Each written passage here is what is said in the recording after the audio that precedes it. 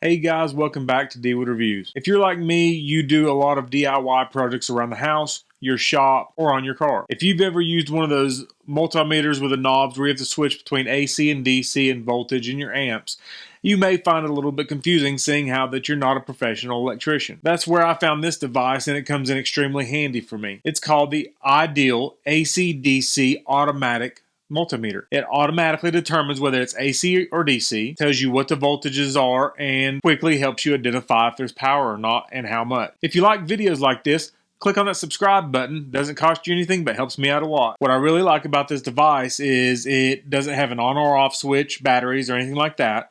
It is powered off the leads. If nothing comes on it, there's no power. If you connect your leads up, it'll automatically come on, as you can see here, and indicate how much power there is.